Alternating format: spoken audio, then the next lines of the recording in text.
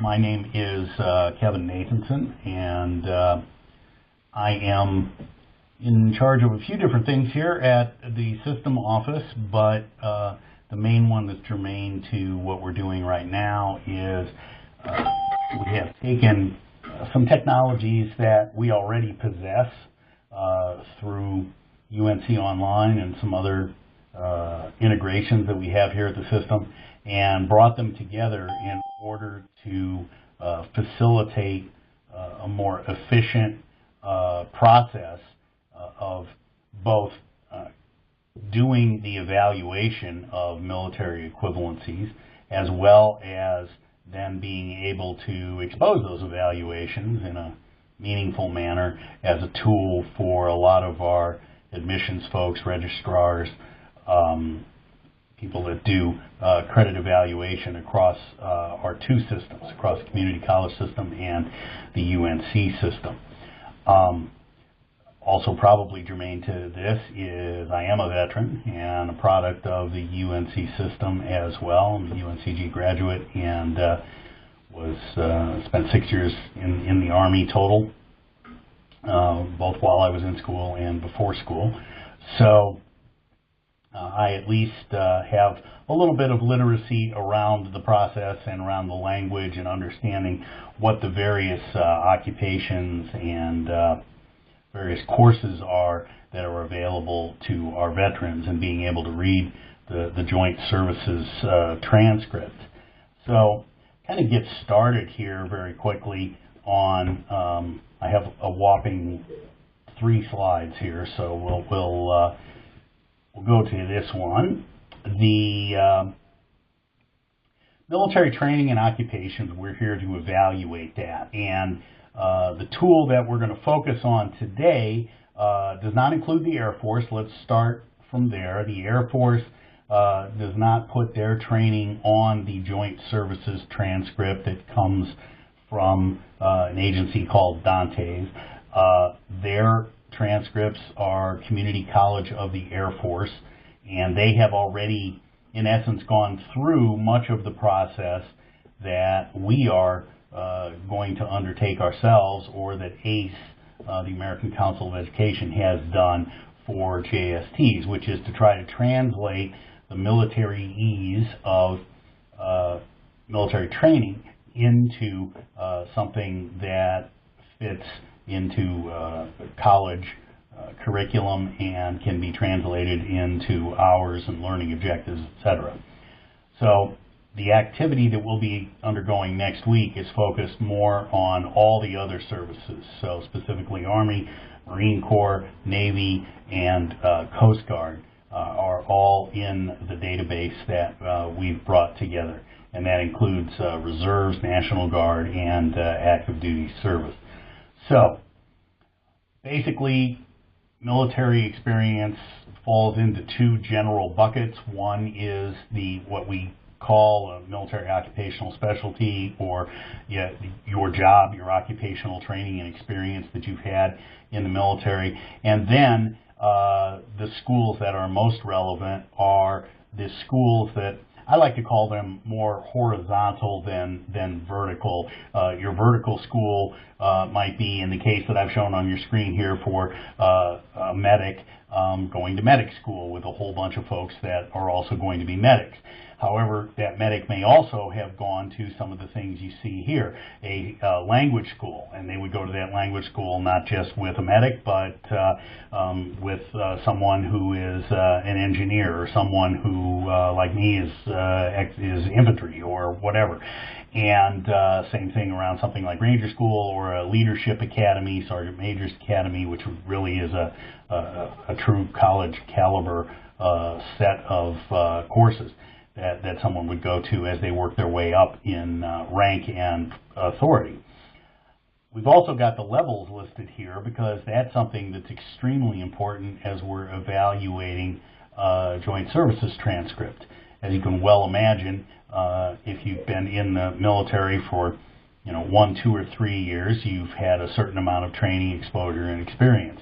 If you've been in for 15, 20, or 30 years, you've had a very different level of training and exposure and experience.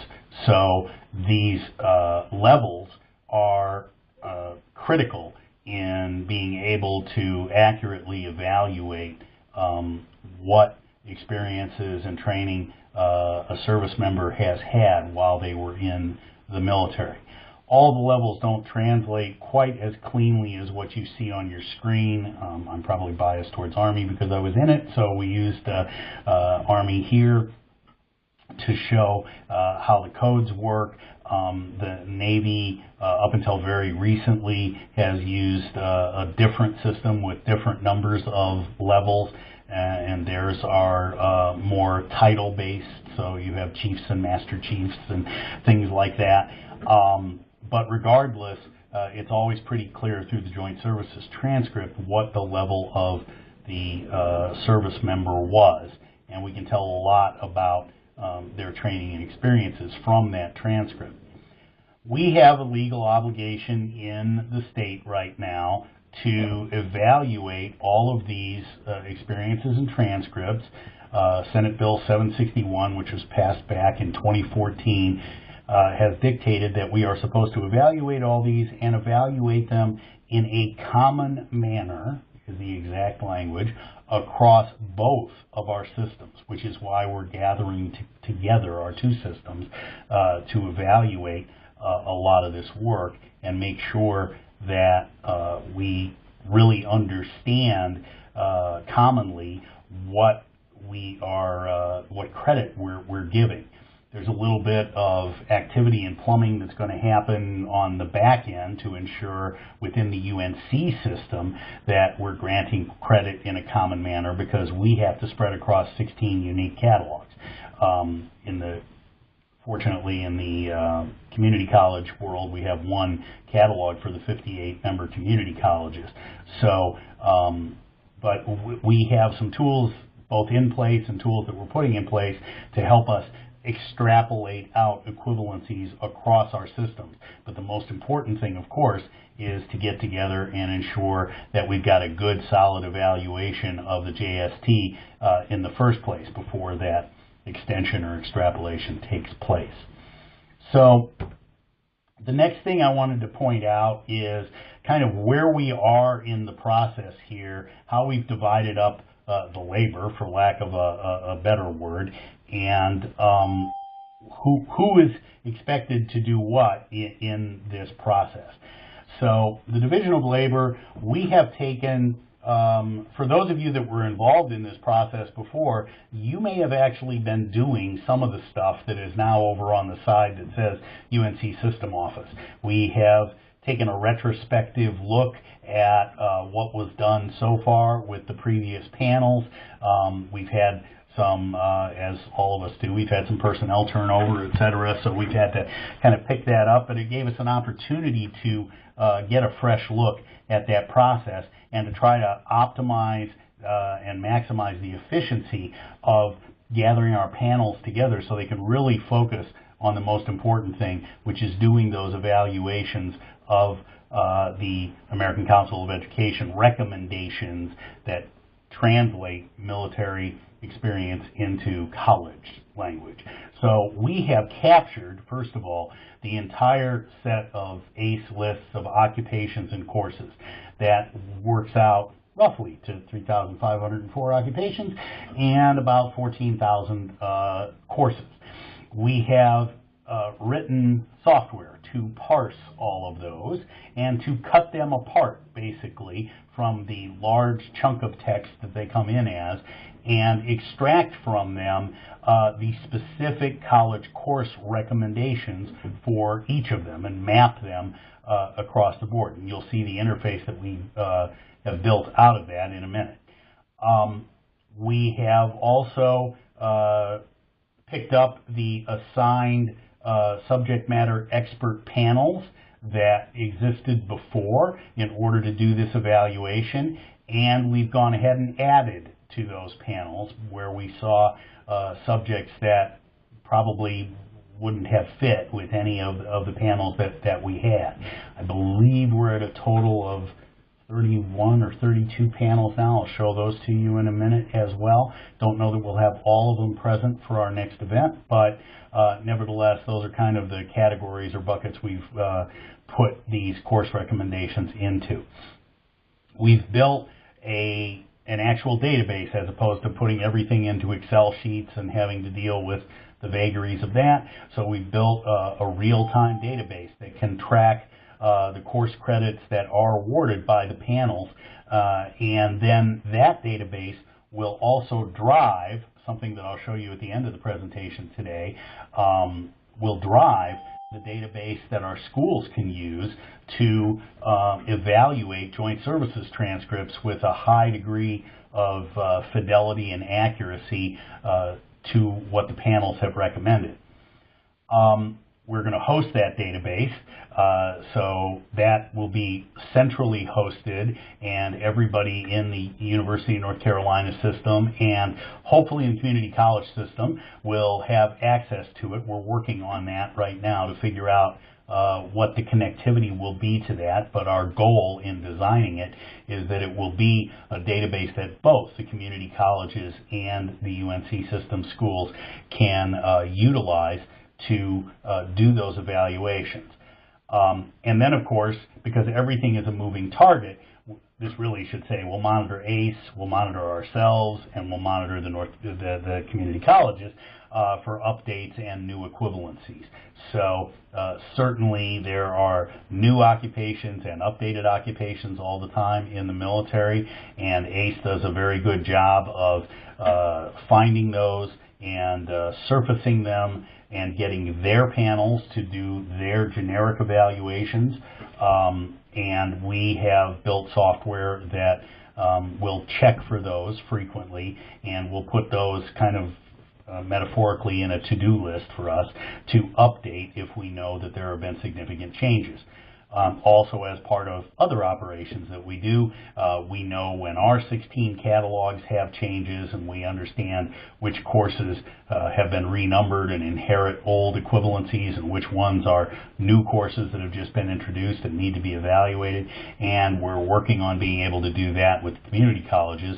I want to thank the community colleges. They've been very cooperative at the system level in getting us the digital information that we needed of their community college course catalog, and that's been enormously helpful. That was an essential element to the tool we built, and so we really appreciate that help that everybody has given us from that system. So we're doing all that stuff, which means the faculty hopefully can focus on the most important task, which is to evaluate those ACE college course recommendations, which are listed and clear in the tool, and you'll see it in a second, and to assist in the cases where evaluations have not yet occurred, because that's always going to be a case. There will always be some occupation or some military course that has not yet made its way through the panels. And so on your campuses, at some point, someone will probably approach you to ask you to help a veteran who has a JST that has something on it that is not yet entered into this database that we talked about. So not only do we thank you for your participation in the panels, but we hope that you'll be able to assist beyond the panels and also help your peers who maybe haven't participated in the panels understand a little more about the evaluation process, so that if you are approached by registrars or admissions people, we can do a good and equitable job of doing those evaluations. Okay, enough PowerPoint. Let's take a look. First of all, I'll kind of pop it open for any questions. So if there are any questions now, after get into this.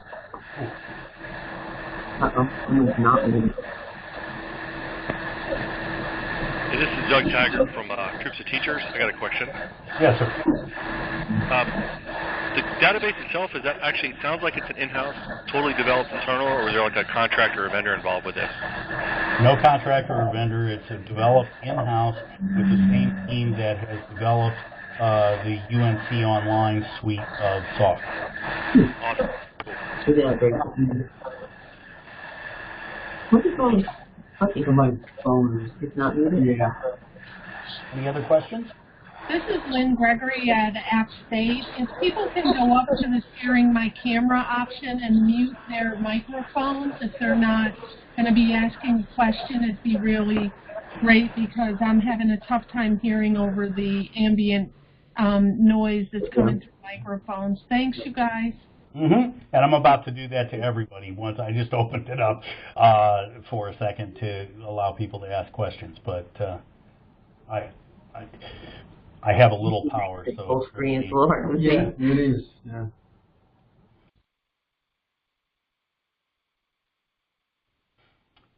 So, back to the silent world of muting. What you are seeing here is what you would see immediately upon logging into our system.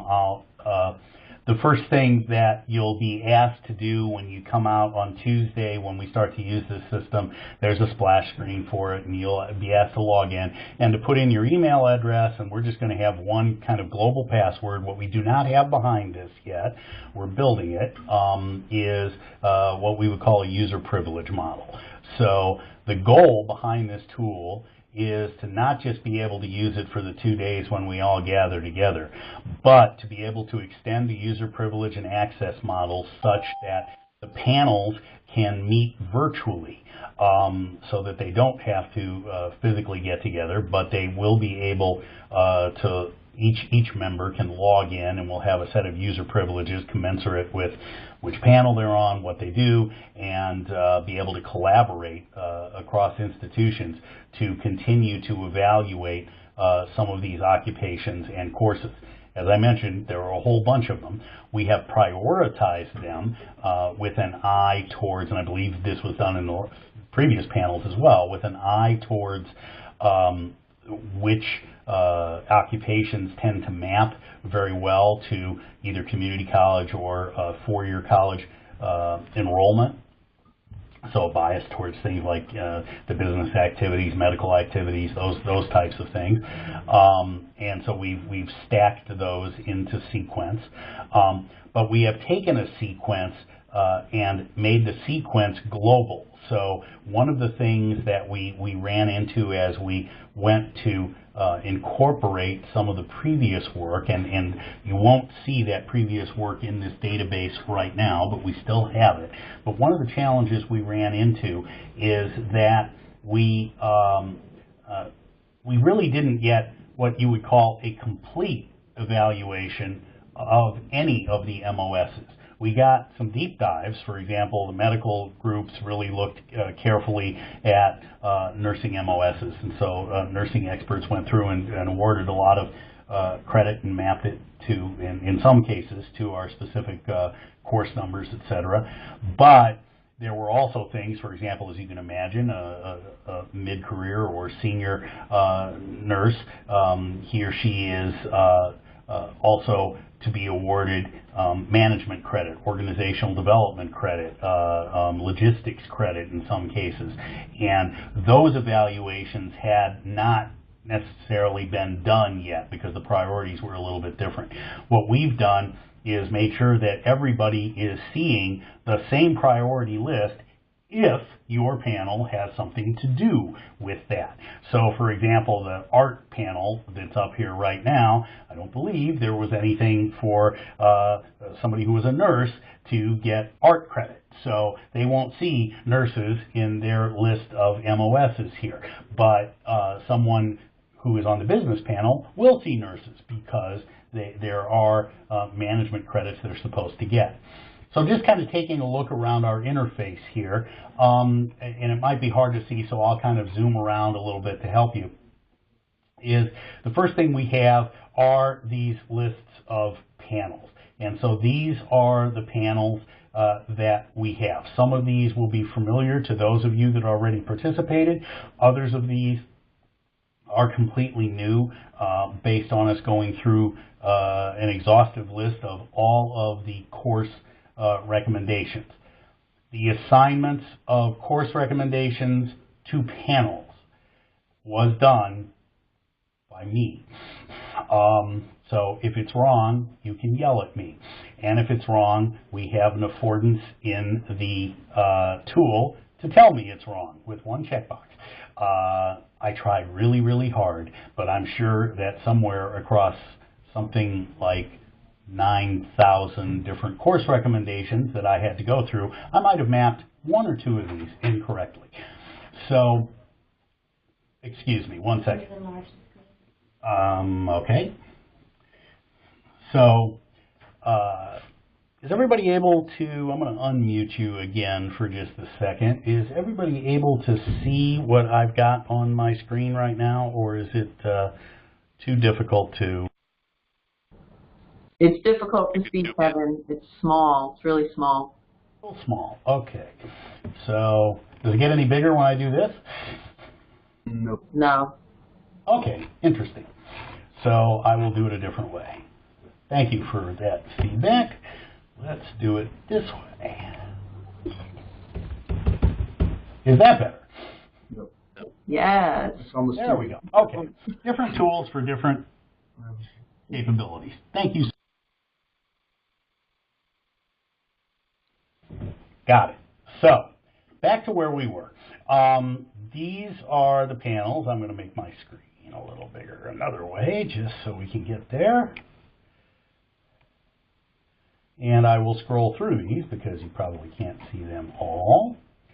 But same caveat I gave you 30 seconds ago. If they're wrong, it's my fault. If they're right, give somebody else credit. Let's see if I can just get through these with a...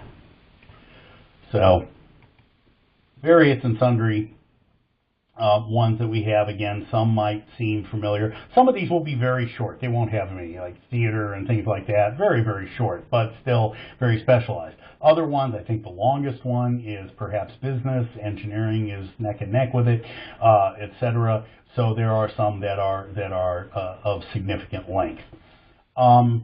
I'll go into that business one. That's a fairly good-sized one. And we'll take a look. This will update when I reload here. Hang on one second. Oh, let me go all the way back out. That's why it's not updating. This is the login that you'll see. And these email addresses will be automatically captured so when you log in so that you don't have to type them in when we're asking you for your email address. Click my way in here. So if we take a look at this MOS list here, not now, when we take a look at this MOS list here, if I change to business, you're going to see that down here, combat photographer all of a sudden disappeared. And instead, there are a different set of folks. I'm going to zoom out a little bit, so I said out, not in, so that we can make some choices down here. These are all folks that have business recommendations that are made across any of the JSTs that are out there for these jobs. So if I take a look at this master training specialist here, they're supposed to get 3 hours in supervision. So what you're going to see here at the top is we've gathered in all of the ACE recommendations. So this is all automated now. And you can scroll through these ACE recommendations. This scrolls if it's not all revealed, so you can always see what's there, and we can split the screen in order to be able to see the various recommendations. I'll zoom in again here, and let's see if we can, you can see here is a standard recommendation, 3 semester hours, curriculum development, 3 in supervision. So that 3 hours in supervision, our software has gone through, basically sliced that out of this recommendation, and it has gone ahead and put that into a form field where we can see it. So I'm going to go ahead and scroll that up so you can see it a little more closely. When we've got that here. Here is, make my screen a little bit wider. Hopefully most of you will be able to see that. When we've got that 3 hours of supervision in here, we have a few different options for you to utilize. The first one is if your panel, not your school, but your panel, believes that really throughout any of the systems, community college or the 16 UNC schools, that there is no credit available in supervision, then you can check this box. When you check this box, what that tells us is that you have evaluated this and you have as a panel, decided that, boy, we really don't have anything across either system that meets this need. So it will be fairly rare to check this box, but there are things like, I don't know, ship cargo weight and balance calculation and things like that, that maybe neither the UNC system or the community college system has in their very few maritime courses. So if it isn't there, it isn't there. You can click the no credit equivalency available. I believe explosive ordnance disposal might be one of those that fits, I hope, into that category. So you would click it. If I have ham-fisted it in the way that I might have, and supervision really shouldn't be under business, but once you've read that description up in here as to what this person does every day, you think supervision should have been under education, let's say, for this training specialist, then you can click this wrong panel. And when you do that, that also tells us that your panel is done evaluating it. I will get a report of all of these that are wrong panel, and we might reach back out to you to find out where you think it should go. Hopefully, again, there won't be too many of those. So the vast majority will come into this category, which is supervision. And in that case, we can come in and say, all right, we have preloaded all 16 university and your 58 university catalogs into here. So whether you are from ECU, let's say, and supervision is going to live somewhere in business, let's say, and your course numbers are all preloaded, so they cannot be keyed in incorrectly, and you decide that I haven't, here we go, experienced leadership teams in action. If I zoom out, you'll be able to read that better. Your hours automatically enter in. The date you're doing this automatically enters in. We've really tried to make it as easy as possible. You get to type your name in once, then it will be there. And once you have this information in there, you can then hit this little disk icon. For those of you that are as old as me and know that's a disk icon, you can click on that and save it. When you save it, you are not necessarily done, although it can be deleted if there was a mistake or something like that, or you find something better. It can be deleted by clicking on the trash can, or you can add a row. Don't have to add a row, but let's say that there's also a course in the community college. Somebody was on from Wake, I believe, so we'll go to Wake and say Wake Technical. We'll come in here. Here are all your prefixes. I have no idea what I'm looking for, but I'll look for something that is probably business, because why not? Bus probably is business. And we'll look at, I don't know, let's take a guess. No, not even close. But let's say it's that. That's close enough for jazz. So it's human relations, and once again, you'll notice it remembered my name, it remembered my email, and I can go in there and save that. Now, because it remembered my name and email, I'm doing this all myself. The idea is, as you bring your laptops, each one of you will be logged in. The person from Wake Tech will have their Wake Tech email in there. They'll type their name in once. That will remember you. You will see all these, however, because each time one of these is saved, your page will refresh, and you will be able to see what everybody is doing. Now, if you feel that there is something that this person should have received that really doesn't fit into the supervision piece, but let's say you had a course in military instructor behavior that you had crafted specifically for folks who are in the military or want to understand how to do military learning objectives or something along those lines. You would be able to come in and in this other category where I am, select ECU, let's say it was education. Again, I don't have anything pre-planned here, but it was in education, and maybe there was something in here about military education or foundations of American education. Close enough, and you think that credit should be granted. Once you save that, then that will also be granted in addition to equivalencies not found in this recommendation as you see them up here. You will notice all that is here is supervision. If I go over here now to the education panel, I will retain my selection in Certified Master Training Specialist, but now these courses have changed. So the education panel is the panel that has been given the task of evaluating the instructional leadership recommendation and the principles of curriculum development curriculum development as part of the education panel. So they can look through those equivalencies and add them here.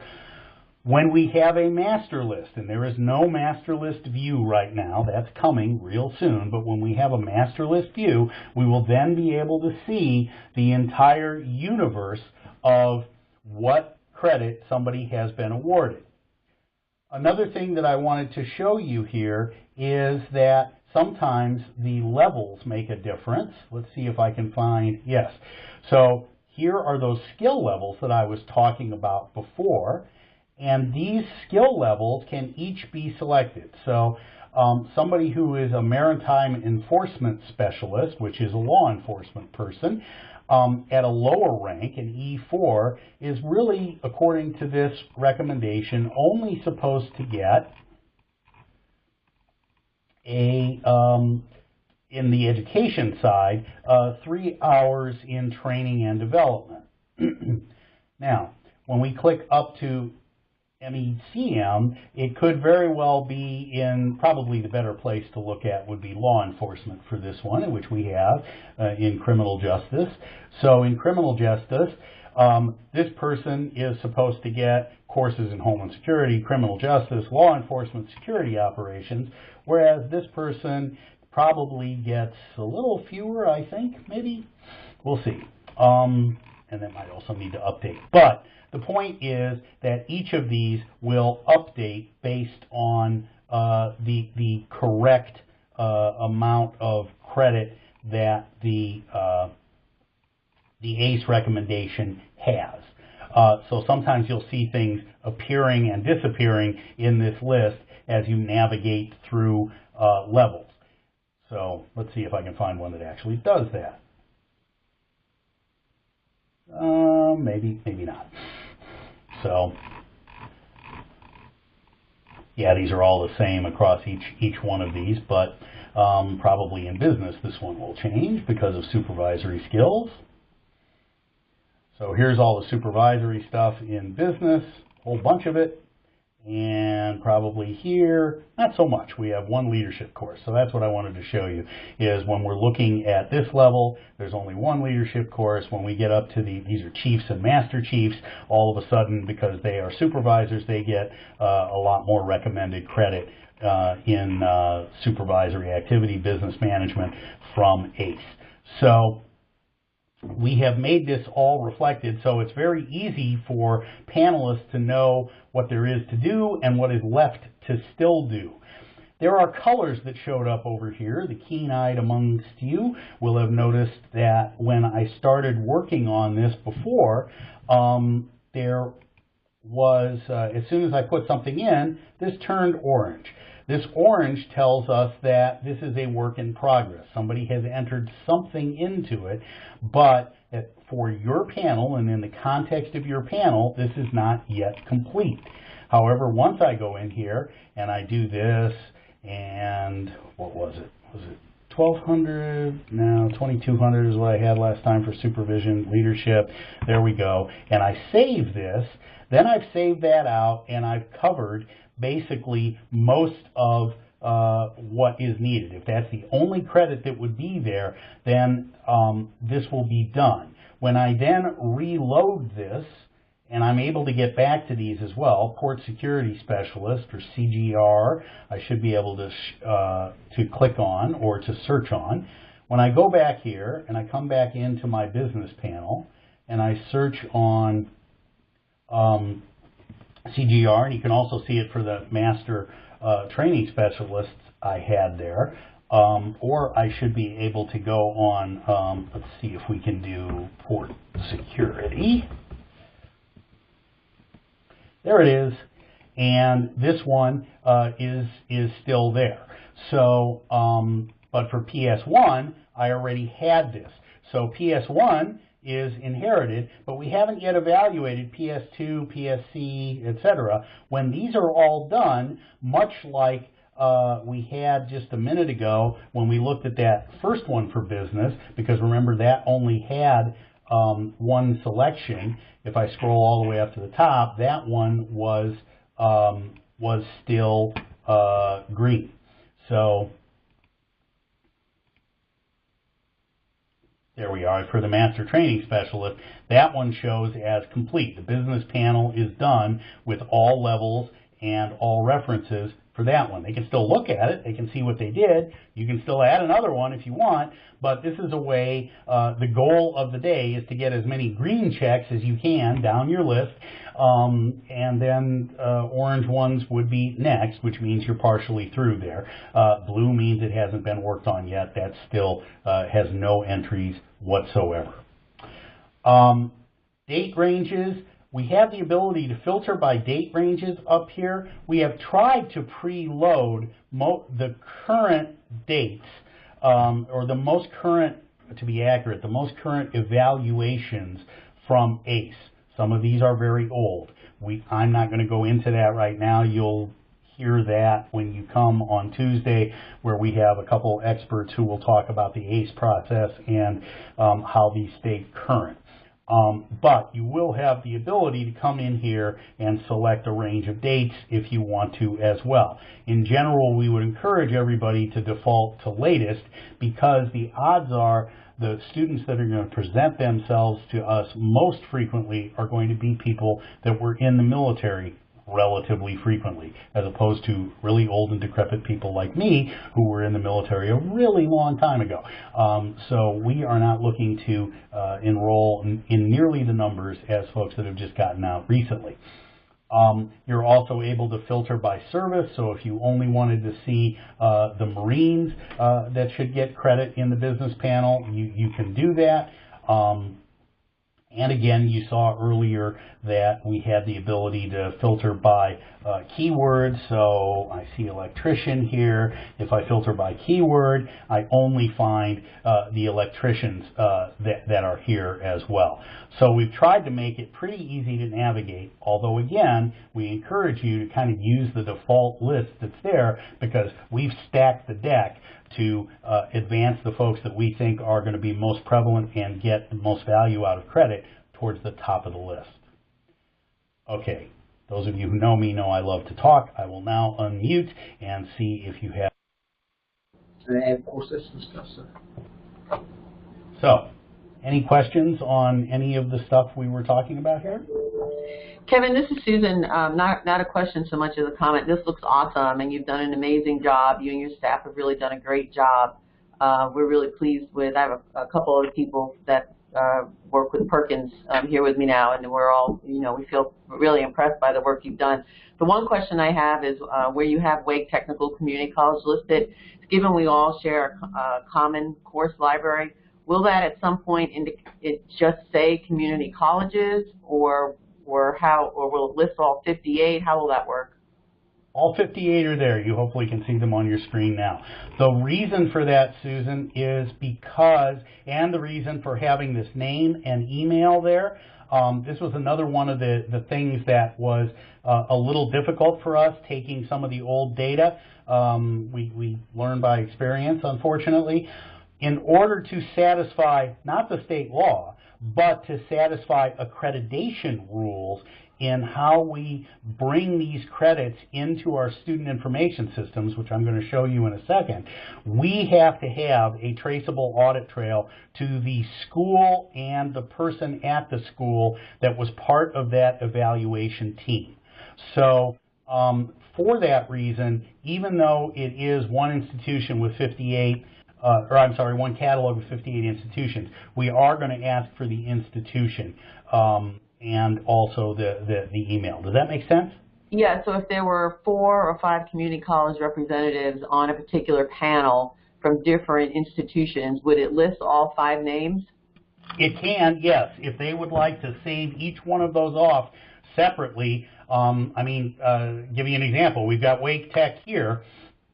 If I try to do the following, and there's never a good time to test software other than in a demo, but this was a bug before, so let's see if it's working. Yes. Did you mean to put Wake Tech again? Yes. Okay. Because I want to see if I can break it. So, by the way, these are all type ahead. You don't have to scroll either.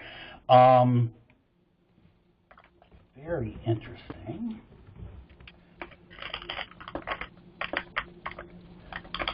Now, that shouldn't have worked. Okay, so, but regardless, that should have thrown an error, but if I had picked another school, it should have allowed that to come in as Business 152. So, but it shouldn't have allowed the Wake Tech to dupe in twice. And we do have that safety in place for the 16 schools, so we'll fix that. But how do we add another school at this point? Where do we go to add another school? I see, add a row. Got it. Yes, we go to add a row, and then we can go ahead and do that. So yes, we absolutely, if people want to band together in getting their name in there, we can do that. That is not a requirement, however. That might get a little tedious, but if people want that credit in there, we can. We will also keep track of who the panels are going through this process, right. And the user model I will build behind this eventually, our team will put together, will be, we'll understand who's on what panel. So we will also be able to trace it that way. Okay. Thank you. Mm-hmm. Hey, Kevin? Yes. If you have, with the example, I was really happy to see you using the Master Training Specialist example since I'm involved in Troops of Teachers. But the idea with that is there's also a problem with different definitions for Master Training Specialists over time. Yes. And you were saying there was a date range there somewhere. Can you find, how easy would it be to find the Master Training Specialist before that 213 cutoff for that exhibit? Right now, it won't be in here, but it will be very easy. What is loaded in here right now are the most current ones. But let me kind of reset here to be sure I'm not lying to you. We had that under education, so that's a good place to find it. And we had the Master Training Specialist, that's 0213 to present. I don't believe we've got an MTS anywhere else. Let's see. No, just that one. And that's at my direction right now, trying to front load the thing I talked about a couple minutes ago, trying to get the most current ones done. But we have actually extracted all of the old ones from ACE, and they are parked in here. They just aren't exposed right now. There's a filter running basically that you can't see. But if you were to be able to go into date range, and I had them in here, we could go back to the old ones as well, and you would see different recommendations for those old ones. Because this exhibit up here, this MTS 003, as you're familiar with, would go to 002, 001, etc. We do have some old ones in here, but not all of them, unfortunately. Okay. That's something we can discuss at the session. Yes. we will definitely be adding those back in. We wanted to keep the workload to be just overwhelming but not mountainous. Sure, I understand. The only reason I ask that is that, with most of our folks are retired military 20 years, so their training experiences are going to go back beyond 6 years ago. So they are old like me. Okay, got it. Mm-hmm. Or 30 years. But anyway, yes. Mm-hmm. Thank you. Good. No, that's good to know, actually, and that's a relatively very quick thing for us to address. Any other questions?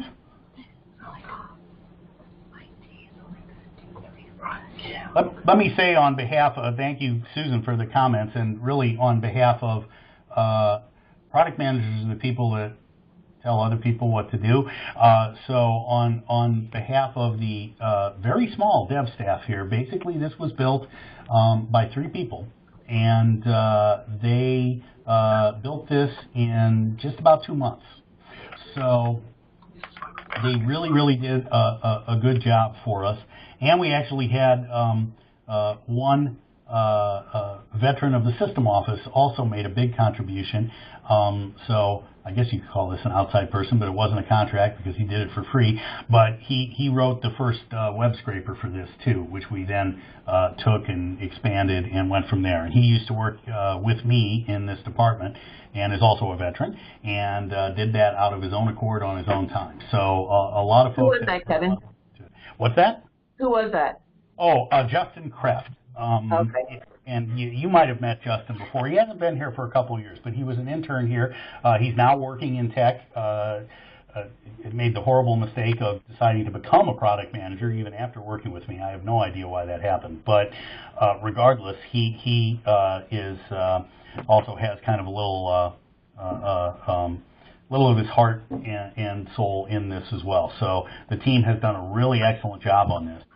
Very quickly, the other thing the team is building, if you want to know where all this stuff is going, is they're building something. This is just a prototype. This is not an actual web thing. But they're building something that looks like this, which is this is the other end of this equation. So taking all the same types of data that we have, both students and registrars will be able to enter in a service, an MOS, a date, courses that they took, and again, all these will be pick lists. There won't be any need to remember how to type something or to spell something wrong and not find it. And basically what will happen with these is they will get to the right one here. Once they've entered their information, they will get an evaluation that comes out looking something like this. And that evaluation will be extrapolated out into actual course credit. This is what the law says we have to do, which is give actual course credit, not waivers or blocks or anything like that. And the course credit will show for exactly what courses they'll get credit for and how many hours they will. In a case where something is unevaluated, and I don't know if you can read that on your screens, but one of these says unevaluated here, what we are thinking is that registrars, etc., will be able to click on that unevaluated and go back to something that looks very much like this, but has all of the courses for that occupation, not broken down by panel, but the entire summary of them.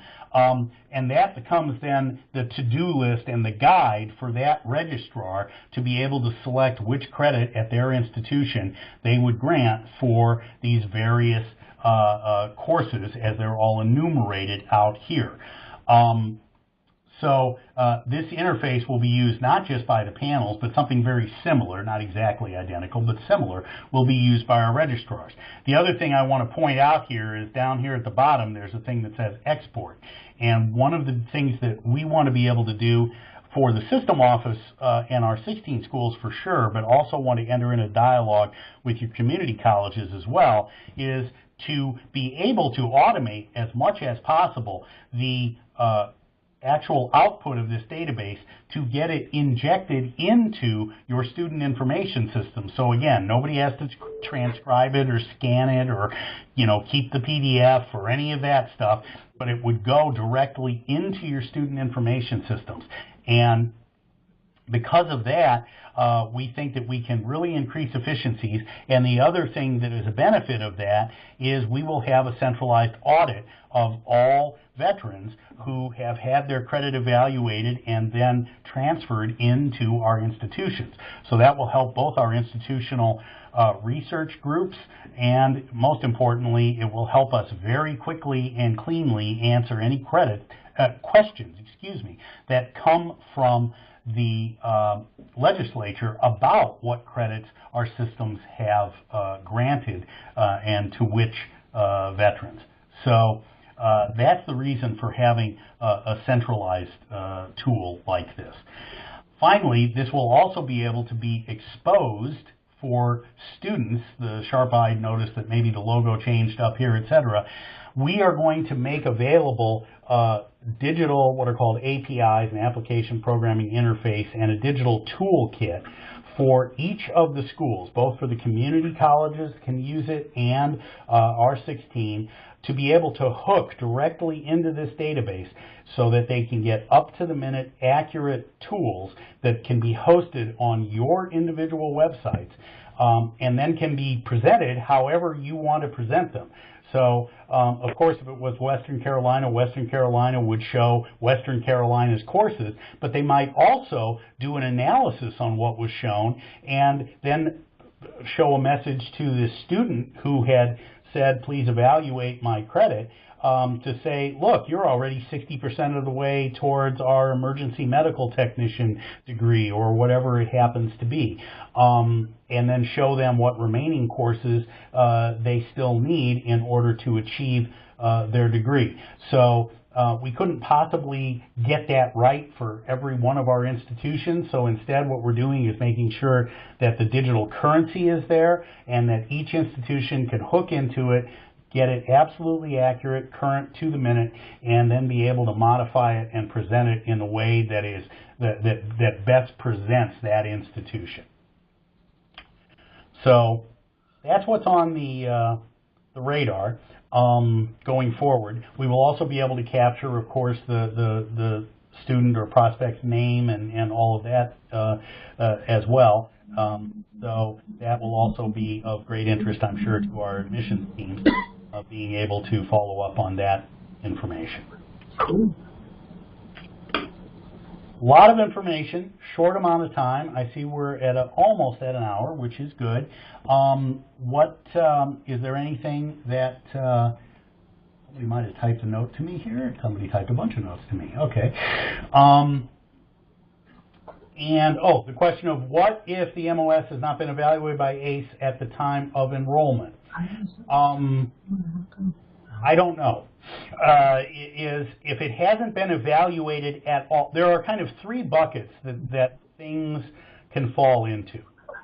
Bucket number one is it's been evaluated by ACE, but it hasn't been evaluated by us. I showed you that. That's where the registrar will get the same interface you were looking at. Two, it's been evaluated by us, and it's been evaluated by ACE. Then you'll get the hours that we just showed. But number three, that case where neither ACE nor us, of course, has looked at it, we have to figure that out. And there's one activity that's going on in parallel with all this technical stuff, which is we have reconvened the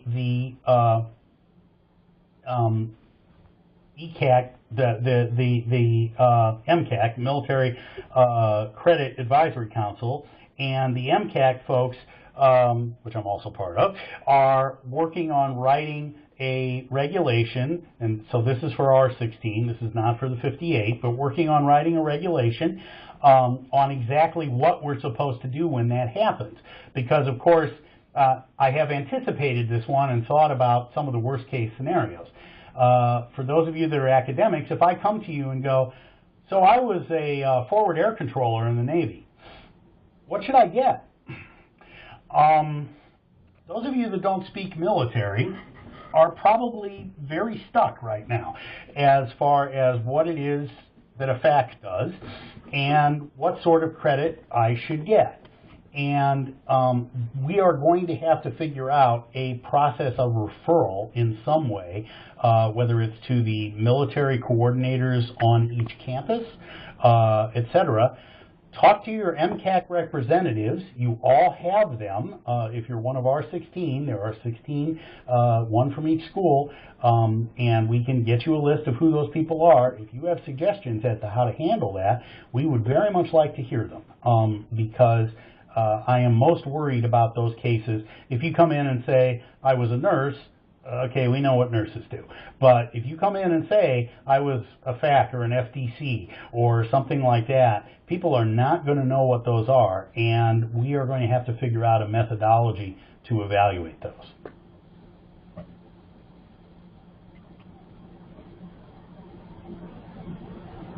I have done what I always do, which is expand to fill all available time. Are there any questions from anybody else? I've got one comment. Doug Taggart here from Troops of Teachers. Well, I don't represent a UNC institution. I'm just pretty amazed at you tackling this gigantic problem, and I'd probably really like to see the code you guys use to parse some of those MLS descriptions. Yeah, it was interesting. They are somewhat inconsistent, would be the complimentary way to describe them. And but you know, we just kind of sat down to do it, and once we did it, we think it's pretty darn accurate. There are a couple little things that might be off, but we're very happy to have done this. We have seen a lot of systems who have claimed to have something like this, and once we peel back the skin, we find that nobody has anything like this. And so we are going to be very happy to both roll it out and then also, in many cases, to be able to share and collaborate. And we definitely want to show it to the Dante's folks and show them what would be easier for people to do if they had a little more constructed data, Doug. So yeah, that structured data would help a lot in this process. So hopefully we can at least get them going in a better direction, but this will work in the interim. Thank you. Mm-hmm. You're very welcome. We look forward to seeing everybody on Tuesday, and there will be some repetition where we will be going through this again, but there will also be plenty of new information as well. So thank you very much for those of you that have volunteered to do these evaluations, both as a veteran and as an employee of the system. We greatly appreciate that, and anything we can do to make this better, we will work on it. Thanks, folks. Have a good afternoon. Thank you. Thank you. Bye-bye. Thank you.